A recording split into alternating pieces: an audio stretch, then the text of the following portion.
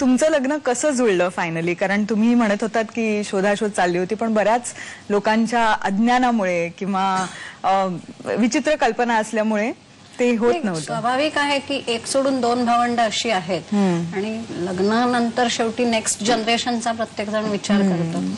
पण माझं म्हणजे मी पसंत असले तरी मी आधी सांगितलं तसं भावंडांची बॅकग्राऊंड शेवटी मी कंटाळले. आणि तेव्हा मी हाफकिन मध्ये रिसर्च करत होते, तर मला म्हणजे असंही आईच्या म्हणण्यात आलं की एखाद्या वेळेस तुला नोकरी लागल्यानंतर तुझं लग्न ठरू शकेल, कारण मुलगी काय करते, MSc करते, बाकी म्हणजे इन्कम काहीच नाही. आणि तेव्हाच मला ना पहिल्या वेळेला स्टेट बँकेत कॉल आला होता आणि मी नोकरीला लागले. आणि सांगायची गोष्ट 1 वर्षाच्या आत माझं लग्न ठरलं. म्हणजे ऑक्टोबर 83 ला मी नोकरीला लागले आणि 84 जून मध्ये मी माझ्या मिस्टरांना पाहिलं. आणि तुम्हाला स्वतःला मुलं आहेत? मला एक मुलगा आहे. अच्छा, काय 24 वर्षाचा आहे आणि तो अमेरिकेत आहे. रश्मी, तुम्ही जेव्हा गरोदर राहिलात तेव्हा तुम्हाला काही धाकधूक होती का की बाळ कसं होईल? नाही, बेसिकली काय आहे की माझे मिस्टर डॉक्टर आहेत, मी पण सायन्स बॅकग्राऊंड आहे. तर जेव्हा लग्न ठरलं, रादर आम्ही लग्नाच्या आधीच ठरवलं की आयुष्यात एकच चान्स घ्यायचा, बरोबर, सेकंड चान्स घ्यायचाच नाही. छायाताई, तुम्ही शिक्षिका आहात आणि तरीही 3 मुलांनंतरही तुम्ही 4थ्यांदा गरोदर राहिलात, त्याच्या पाठची भूमिका काय होती? सांगते की मी ह्याच्यापासून फार लांब पहिल्यापासूनच आहे. लहानपणापासून मला याचं अट्रॅक्शन नाही. माझ्या मिस्टरांना डॉक्टरांनी असं सांगितलं होतं, लग्न केलं तर तुम्हाला हा जो काही त्रास होतो तो होणार नाही. अच्छा, तो त्रासच होता. आणि त्यामुळे मला काही गोष्टी ऍक्सेप्ट कराव्या लागल्या त्यांच्या सुखासाठी. पण तुम्ही म्हणजे कधीही नैराश्य येऊन तुम्हाला खूप म्हणजे तुम्ही नैराश्य हा प्रकार माझ्या आयुष्यात नाही. बापरे, आयुष्यात नाही, खरंच नाही. पण ही म्हणजे तुम्हाला शक्ती कुठून मिळाली? हे जे बळ आहे ते काय माहित नाही, पण आहे नैराश्य. एक मी त्याच्यासाठी एक उदाहरण असं देईन की लहानपणी मला आई नेहमी म्हणायची, ती नेहमी काय सांगायची की आपण कधी वर आपल्या बघायचं नाही, म्हणजे आपल्यापेक्षा जास्त दुःखी कोण आहे. त्यामुळे ती ह्या मुलांकडे सुद्धा ती मला नेहमी हेच सांगते की रश्मी, असा आपण विचार करूया की ती हातीपायी धड आहेत, ती स्वावलंबी आहेत. बरोबर. आज किती मुलं अशी आहेत, आम्ही आता ह्या आधार संस्थेमध्ये किंवा ह्या काही संस्थांमध्ये फिरतो, ह्या मुलांसाठी आमची जायची वेळ आली, तर कितीतरी बेडरिडन मुलं आहेत. त्याच्यापेक्षा आपण पुष्कळ चांगले आहोत. त्यामुळे ती नेहमी हेच सांगायची आणि जबरदस्त जिद्द आणि महत्वाकांक्षा. मी कधीच नाही, आणि तिचा देवावर तर बिलकुल विश्वास नाही. म्हणजे नॉर्मली आपण बघतो अध्यात्माची आपल्याला खूप आधार असतो वगैरे, असं काही. माझ्या बाबांना देवाचं होतं, तर बाबा अगदी रोज सोळं नेसून पूजा वगैरे करायचे. ती त्यांना नैवेद्य करून देईल, सगळं करेल, पण ती त्याच्यापासून 4 हात लांब. आता ती मला असं वाटतं मला वाटतं 4-5 वर्षापूर्वी आता ती गणपतीचं स्तोत्र आंघोळ करून आल्यावर 5 मिनिटं आणि रात्री झोपताना 5 मिनिटं. म्हणजे आता कुठेतरी कळतंय की तिला पुढचं चित्र डोळ्यासमोर आहे. बरोबर, ह्या वयाला. पण अजूनही ती म्हणते की माझ्या देवानी माझ्यावर एवढी तरी कृपा करावी की माझी मुलं माझ्या आधी जावी. अरे बापरे, जरी माझी मुलगी त्यांना बघायला आहे, तिला माझ्यावर कॉन्फिडन्स खूप आहे, तरी डेफिनेटली तिच्या इतकं मी करू शकेन ह्याची गॅरंटी तिला कोणालाही नाही वाटणार. बरोबर. एक मला पहिल्यापासून मी काय विचार केला की ह्या मुलांसाठीच आपलं आयुष्य. मी धरलं ते असंच धरलं. म्हणून माझ्या मुलीला मी सांगितलं होतं, समजा ही मुलं लपवायची नाही, लग्न नाही झालं तर तुझं आयुष्य ह्या भावंडांसाठी आहे हे समजायचं. अशा प्रकारचाच एक विचार पहिल्यापासून माझे आहे. त्यामुळे मला खंत हा प्रकार कधीच नाही वाटला. नाही, आणि आम्ही मेधाला जेव्हा पहिली फिट आली तेव्हा माझे आई बाबा डॉक्टर आठवल्यांकडे घेऊन गेले. म्हणजे कुठेही हयगय केली गेली नाही. दुसऱ्या दिवशी अपॉइंटमेंट घेतली तेव्हा डॉक्टर आठवल्यांचे शब्द असे आहेत की फिट चालू असताना तुम्ही तिला घेऊन या. तेव्हा आम्ही विद्याविहारला राहायचो, त्यांचं सायनला हॉस्पिटल, त्यांच्याकडे विदाऊट अपॉइंटमेंट तर मिळत नाही. आणि ह्या मुलांची फिट ही 1-1.5 मिनिट असते, एक कांदा लावल्यावर फिट जायची. तर त्या काळात सुद्धा म्हणजे मला वाटतं ती 69 सालची आहे, तर 69 साली सुद्धा त्यावेळेला आई बाबांनी 75 रुपयाची औषधं तिला आणली होती. एक बॉक्स भरून बाबा औषधं घेऊन आले होते. बापरे, काहीही उपयोग झाला नाही. आणि मग ती 3 वर्षाची असताना माझी आजी वारली, आईची ओ, आई वारली. अच्छा अच्छा. ती 5 दिवस KM हॉस्पिटलमध्ये होती. ओ तर तेव्हा तिला ना फिट्स यायच्या म्हणून गार्डिनॉलचा डोस द्यायचो आम्ही. अच्छा. त्या ट्रीटमेंट चालू होती. बरं. तर आई नेहमी आजीकडे वगैरे हॉस्पिटलमध्ये जायची. तर मग आमच्या त्या गड्यानी त्या गोळ्या संपल्या हे आईला सांगितलं नाही आणि तो डोस तिला दिला गेला नाही. तर त्याच्यात तिला ताप आला. अरे बापरे. आणि मग आई मामा मामीना भेटायला, म्हणजे आजी गेली हा. होती, 5वा दिवस होता. आई 4-5 दिवस रोज संध्याकाळी जायची मामा मामीना भेटायला. हा तर आई घरी आली त्या दिवशी, लवकर आली. हा. तर ती त्याला म्हणाली की अरे आज मी भरवते तिला. तर तिला ताप वाटला. तर ती म्हणाली की महादू अरे हिला ताप आहे. तर म्हणे बाई तुम्हाला ह्याच्यामध्ये मी तिच्या गोळ्या संपल्या हे सांगायला विसरलो. बापरे. आणि तो सगळ्यात मोठा तिच्यावर आघात झालेला आहे. तेव्हा कंटिन्युअस 3 आवर्स तिला तो फिटचा अटॅक होता. म्हणजे आम्ही हे काय म्हणतात चामड्याची चप्पल हुंगायला दिली, असा कांद्यांचा नुसता ढीग पडला होता, पण ती शुद्धीवर येत नव्हती. बापरे. मग आम्ही डॉक्टर संघवी, आमचे फॅमिली डॉक्टर आहेत, त्यांना बोलवलं होतं. तेव्हा मी 5वीला होते. अच्छा. तर तेव्हा ते आले आणि त्यांनी एक इंजेक्शन दिलं तिला. बर. आई म्हणाली अहो तिला अटॅक चालू आहे, तुम्ही इंजेक्शन काय देताय? नाही म्हणे ह्याचा इफेक्ट होईल तसं तसं ती नॉर्मलला येईल. बर. आणि ते निघून गेले. बर. ते निघून गेल्यानंतर ती आईच्याच मांडीवर होती. ती एकीकडे डोकं टेकायची, एकीकडे पाय टेकायची आणि पूर्ण बॉडी अशी वर उचलायची. अच्छा. असं तिचं सतत चालू, म्हणजे धनुर्वातावर जाते की काय असं वाटायला लागलं. बापरे. अच्छा अच्छा. मग तेव्हा बाबा हाऊसिंग बोर्डात असल्यामुळे ओळखी पुष्कळ होत्या. जवळच राजावाडी हॉस्पिटल होतं. बाबांनी हिच्या हातातनं तिला खेचून घेतली, राजावाडीला नेलं. तिथे तिला ऑक्सिजनवर ठेवली. अच्छा. आणि मग त्याने सांगितलं हिला तुम्ही वाडियाला शिफ्ट करा. बर. तेव्हा डॉक्टर संघवींनी ते आलेच नाही, त्यांनी नोट दिली वाडियाला. बापरे. आणि मग बाबा आणि 2 माझे काका आमच्या जवळ राहायचे, ते लोक त्यांना वाडियाला घेऊन गेले, हिला पण घेऊन गेले. वाडियाला सांगितलं जागा नाहीये, तुम्ही KMला न्या. अच्छा. तर ते लोक म्हणाले अहो हिची आई आत्ता 4 दिवसापूर्वी गेली आहे, तुम्ही KMला नका पाठवू तिला. नाही म्हणे पण वी आर हेल्पलेस, तुम्हाला तिथे शिफ्ट केलं पाहिजे. तर ती 24 तास मुलगी अनकॉन्शियस होती. ती दुसऱ्या दिवशी संध्याकाळी शुद्धीवर आली. त्यावेळेला तिचा EEG काढलेला आहे. आणि अर्थात आईला अगदी पूर्ण इंग्लिश माहित नसेल, म्हणजे बोलता येत नसेल किंवा काही, तरी ते काय तिथे मीटिंग झाली नंतर त्या डॉक्टरांची. तर तेव्हा ते मीटिंग मधले काही शब्द तिच्या कानावर आले की ही मुलगी अशीच राहणार, ही नाही सुधारणार. तर आई म्हणाली नाही मग मी आता हिला मॅक्झिमम पॉसिबल काय माझ्याकडनं करता येईल ते मी करणार आणि हिला मी असं होऊन नाही देणार. बर. त्याच्यानंतर आम्ही भरपूर प्रयत्न केले, म्हणजे तिला ऐकायला कमी येतं का. अच्छा.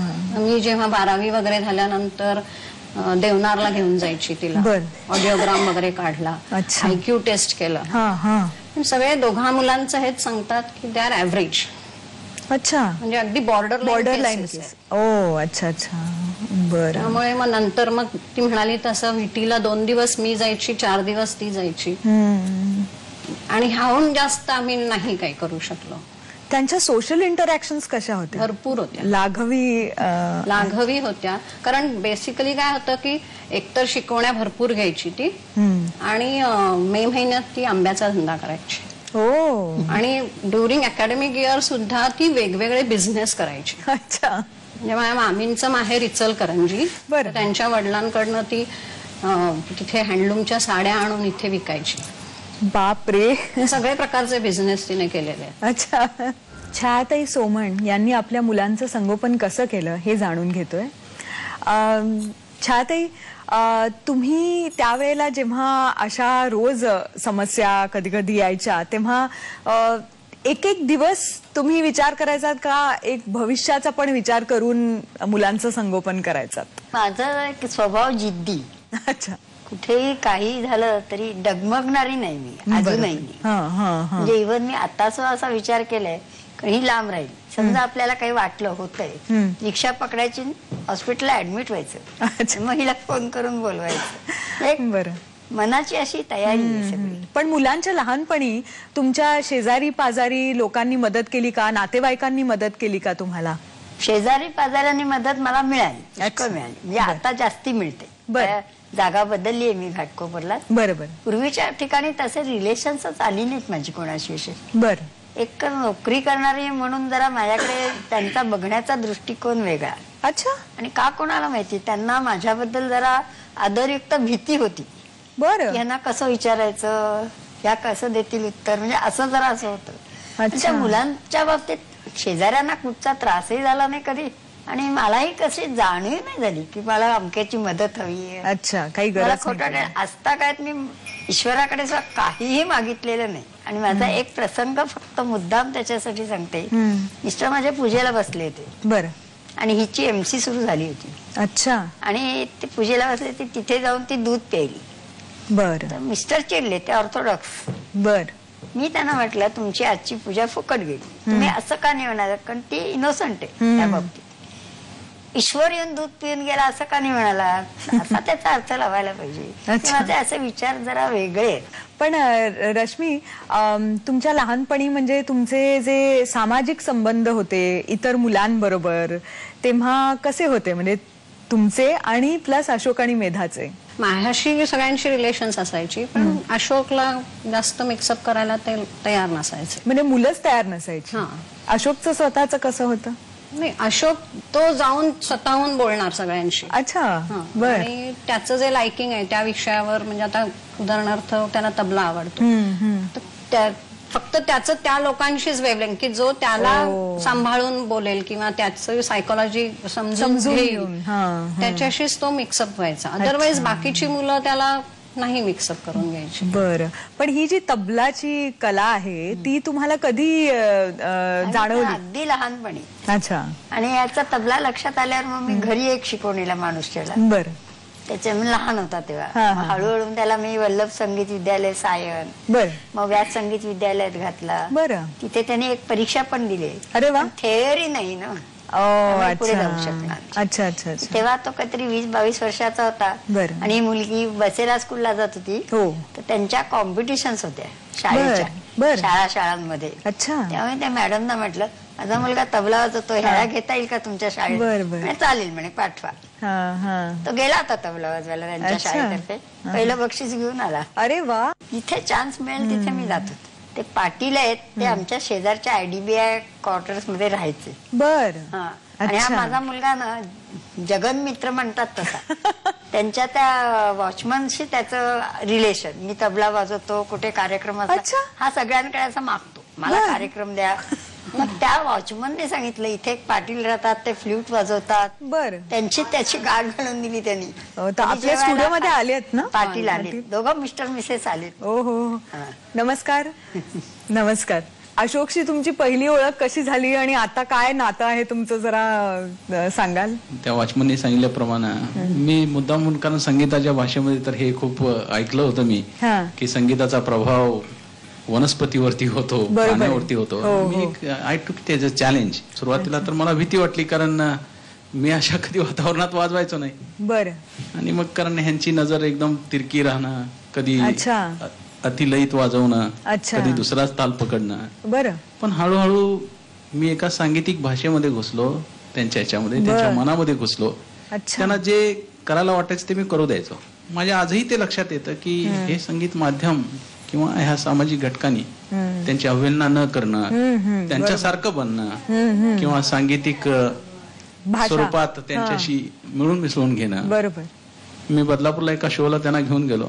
सुरुवातीला सांगितलं की हे कसं शक्य आहे. अच्छा. मी म्हटलं नाही, हे शक्य नाही म्हणूनच तर बघायचं आहे.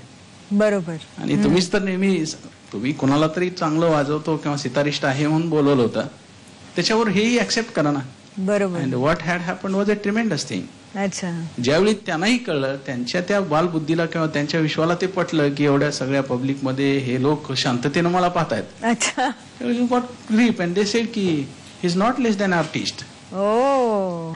अजून म्हणजे भरत भाई, त्याची अशोकची त्या पाटलांकडे त्यांची ओळख झाली. ते दोघं मित्र. अच्छा. आणि मग ते पुढे आमच्याकडे यायला लागले. बरं. भरत भाई पण आलेले आहेत ना आपल्या स्टुडिओ मध्ये. नमस्कार. तो आपका इनके साथ संपर्क पाटिल जी के जरिए हुआ था? वैसे पाटिल जी के वहाँ जाते हुए ही मैं इनका गुण समझ गया था. And he used to just pick up the सुर. अच्छा अच्छा और उसके साथ में he used to just start on his own. Really मेरा भी कुछ ग्रुप है, म्यूजिकल ग्रुप है, जी, जो जी। हम लोग रेगुलर बैठक वगैरह करते हैं। हाँ हाँ हाँ तो मैं सोचा क्यों नहीं रियाज के लिए आंटी जी को रिक्वेस्ट करें। अच्छा she readily agreed to my the request.